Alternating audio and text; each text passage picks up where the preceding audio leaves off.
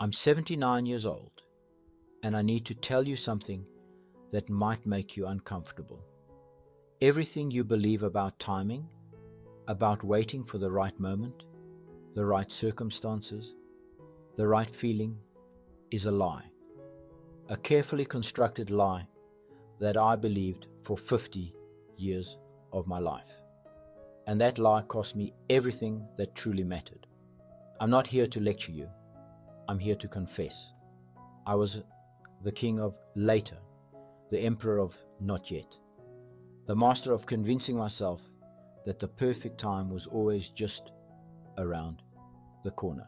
Next month, next year, after the promotion, after the kids grew up, after I had enough money saved, I built an entire life on the foundation of waiting.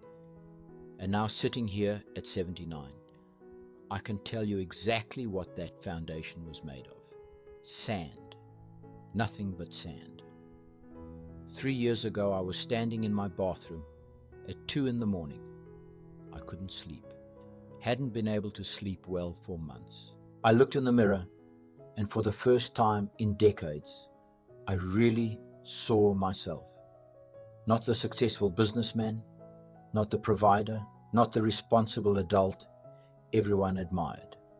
I saw a 76-year-old man with hollow eyes who had spent his entire life preparing to live, but never actually living. That same night, my phone rang. It was my daughter calling from the hospital.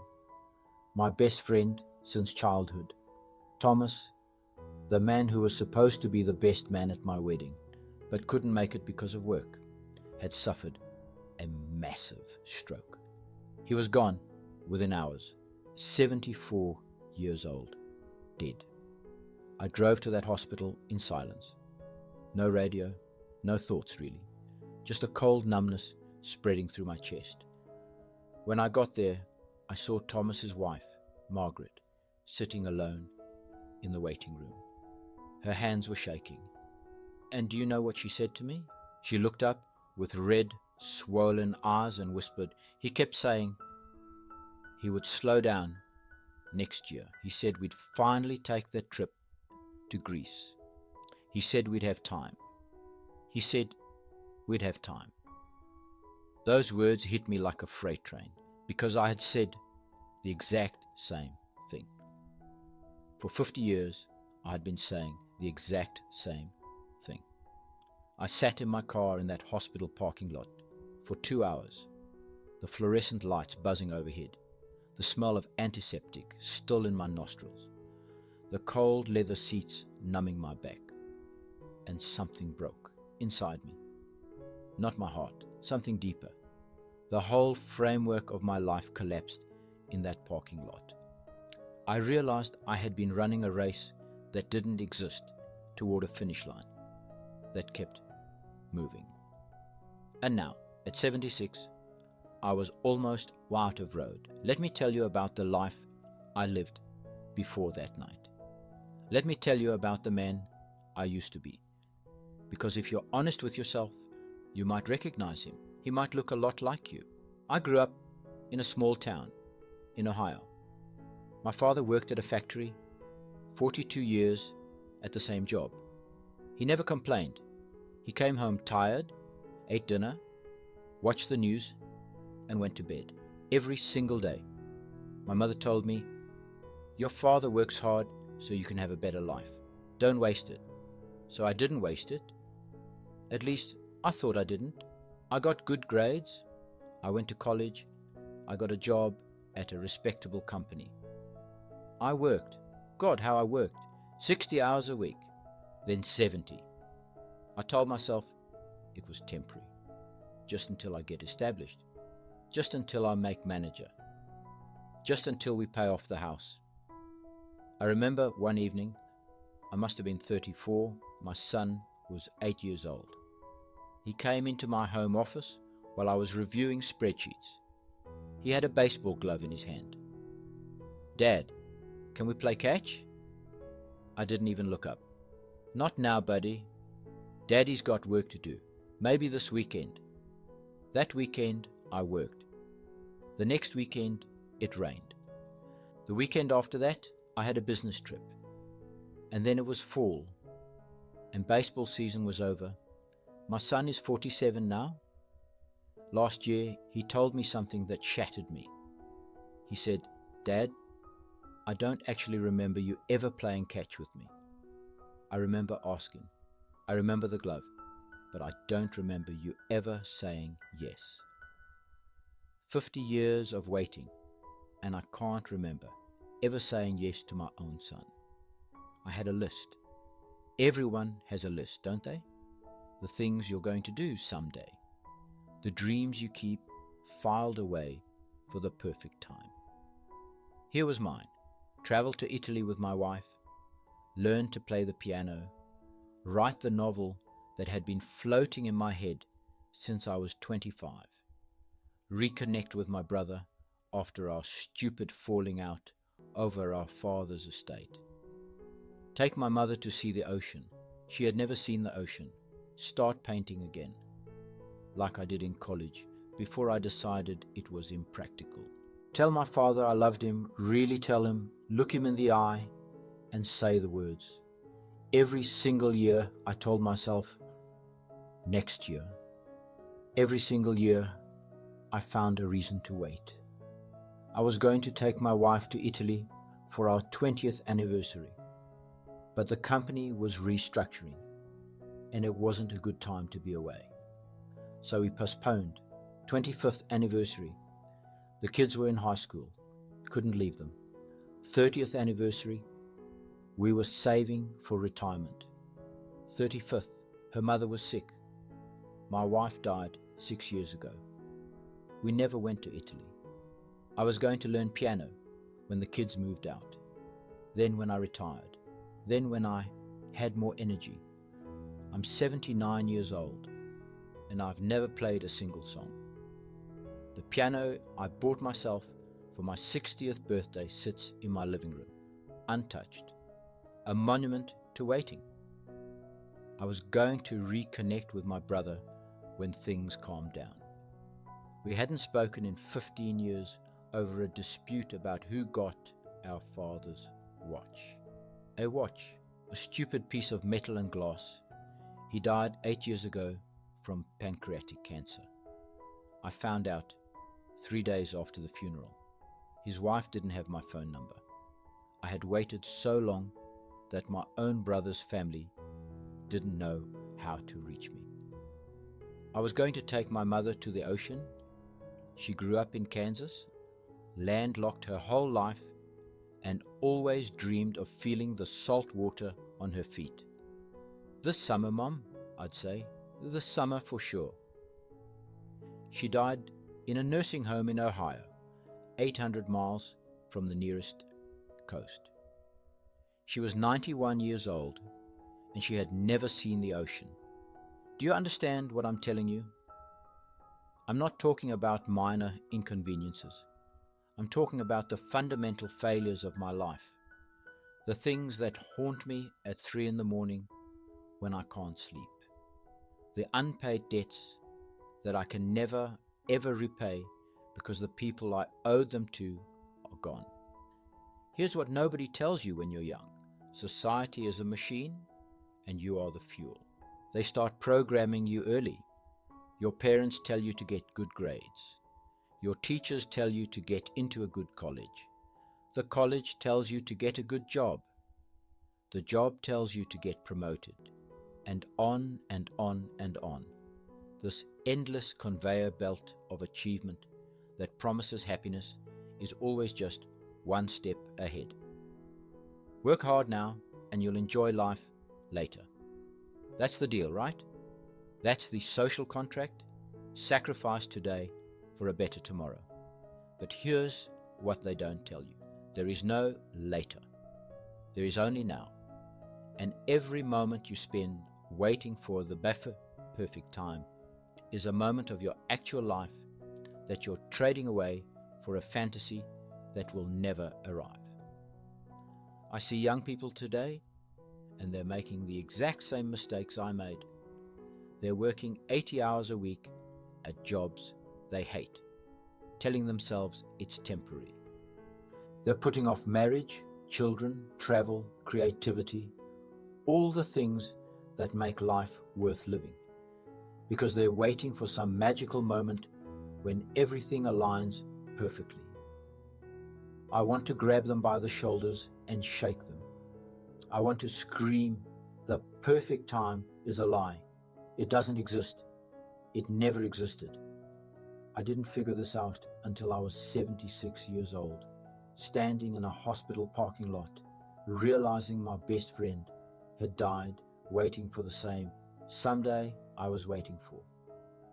Let me give you some numbers, some brutal, honest numbers that might wake you up the way Thomas's death woke me up. If you're 30 years old and your parents are in their late 50s or early 60s, how many times do you see them per year? If you're like most people, maybe 3 or 4 times. Thanksgiving, Christmas, a birthday here or there. Let's say your parents live to be 85. That's generous. Many won't make it that long. That means you have about 25 years left with them. At 4 visits per year, that's 100 visits, 100 more times to see your parents before they're gone forever. Does that sound like a lot to you? It shouldn't, because here's what makes it worse. Most of those visits will be rushed. You'll be thinking about work. You'll be checking your phone. You'll be tired from the drive. You won't really be present. So maybe, if you're honest, you have 50 real moments left with your parents. 50 moments of genuine connection before you're standing at their funeral, wondering where the time went. And it's not just parents. How many summers do your children have left at home before they leave for college, for careers, for their own families? How many Saturday mornings? How many bedtime stories? How many chances to say yes when they ask you to play catch? These aren't hypothetical questions. These are the mathematics of mortality. And you are failing the test. After Thomas died, something shifted in me. The waiting ended, not because I suddenly became wise or enlightened, but because I ran out of excuses. The truth had become too obvious to ignore. I made changes, small ones at first, then bigger. I started calling people, not texting, calling. I called my daughter and talked for 2 hours about nothing important. I called old friends I hadn't spoken to in decades. Most of them were shocked to hear from me. Is everything okay? They'd ask, as if the only reason to call someone was to deliver bad news. What a sad commentary on how we live. I started saying no. No to obligations that drained me. No to events I attended out of guilt. No to the relentless pressure to be productive every waking moment. The world didn't collapse. Nobody stopped loving me. In fact, many people respected me more for having boundaries. I started saying yes. Yes to the trip I'd been putting off. Yes to the painting class I'd always wanted to take. Yes to sitting on my porch and doing absolutely nothing more except watching the birds and feeling the sun on my face. Last year, at 78 years old, I went to Italy, alone. My wife was gone, but I went anyway. I stood in front of the Colosseum and wept. Not from sadness.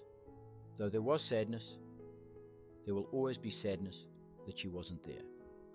I wept from the overwhelming realization of how much beauty I had denied myself for 50 years because I was waiting.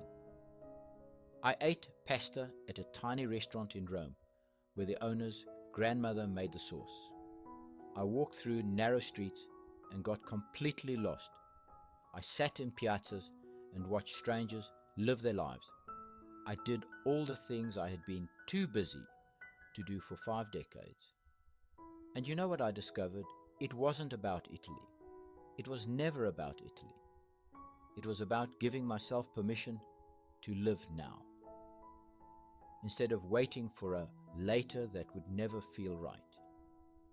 I know what you're thinking. I can hear the objections forming in your mind right now. But I have responsibilities. But I need to pay my bills. But I'm young. I have time. But my situation is different. Let me dismantle these one by one. Yes, you have responsibilities. So did I. So does everyone. Responsibilities are not a reason to postpone living. They are part of living. The question isn't whether you have obligations. The question is whether those obligations are serving your life or consuming it. Yes, you need money. I'm not telling you to quit your job and live in a van. I'm telling you to stop sacrificing everything that matters on the altar of financial security. I know people who died with full bank accounts and empty hearts. I know people who had almost nothing but lived lives overflowing with love, adventure, and meaning. Money is a tool.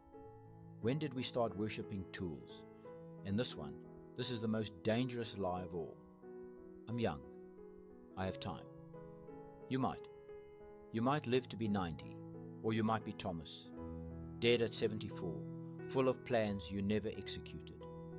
You might be my wife, gone at 73, never having seen Rome. You might get a diagnosis tomorrow that changes everything. None of us know how much time we have. That's the terrifying truth. And the response to that truth is not to ignore it. The response is to live like it matters, because it does.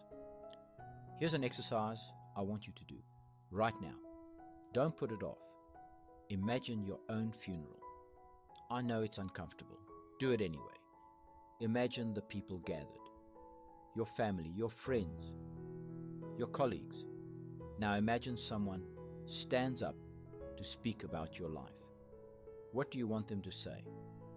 He answered a lot of emails. She never missed a quarterly target. They were always planning to do something meaningful but never got around to it. Or do you want them to say she lived fully, she loved deeply, she didn't wait for permission to pursue her dreams. She was present, she was brave, she was alive. You are writing that eulogy right now. Every day, with every choice, you are writing the story that will be told about you when you're gone. What story are you writing? I'm 79 years old. If I'm extraordinarily lucky, I might have 10 years left, maybe 15, probably fewer. And I'm telling you, these last 3 years, since I stopped waiting, have been the richest of my entire life. Not because anything external changed, because I finally understood that the perfect time is a myth. The only time that exists is now. I've painted 23 paintings. Are they masterpieces? No. But they exist. They're hanging on my walls. Tangible proof that I finally stopped waiting to create. I've reconnected with friends I hadn't seen in 40 years. We share meals. We share memories. We say the things we should have said decades ago. And I've told my children and grandchildren that I love them more times in the last 3 years than in the previous 30. I've forgiven people I held grudges against for decades. Not for them, for me. Carrying anger is exhausting. Waiting to forgive is just another way of waiting to live. You have a decision to make right now, today. You can close this video and go back to your life, back to the waiting, back to telling yourself that someday, when the conditions are right, you'll finally start living. You can keep postponing the trip, the phone call, the creative project, the apology, the declaration of love. You can keep trading your actual life for a fantasy future that will never arrive the way you imagine it. Or you can wake up. You can put down your phone and call someone you've been meaning to call. You can book the trip you've been researching for years. You can start the project you've been planning forever. You can say the words you've been holding back. You can stop waiting for the perfect time and realize, truly realize in your bones that the perfect time does not exist and never has. This is your one precious life, not a dress rehearsal, not a preview, the actual, irreplaceable, finite thing. And every moment you spend waiting is a moment you'll never get back. I wasted 50 years. I waited through my children's childhood, my parents' final years, my wife's best days. I waited through opportunities that never came back, through doors that closed forever, while I stood outside, convincing myself I wasn't ready to walk through. Don't be me. Please, for the love of everything that matters, don't be me. I don't know how many more videos I'll be able to make. At 79, every day is a gift I don't take for granted. But while I'm still here, I'm going to keep telling the truth. I'm going to keep sharing what I learned too late, in the hope that someone, maybe you, will learn it while there's still time. If this message reached you, share it with someone you love. Share it with someone who's waiting for their life to start. Leave a comment telling me what you're going to do differently. Not what you're going to do someday. What you're going to do today. Subscribe, because these truths are too important to keep to myself, and I don't know how many more I'll have the chance to share. The clock is ticking. It's always been ticking.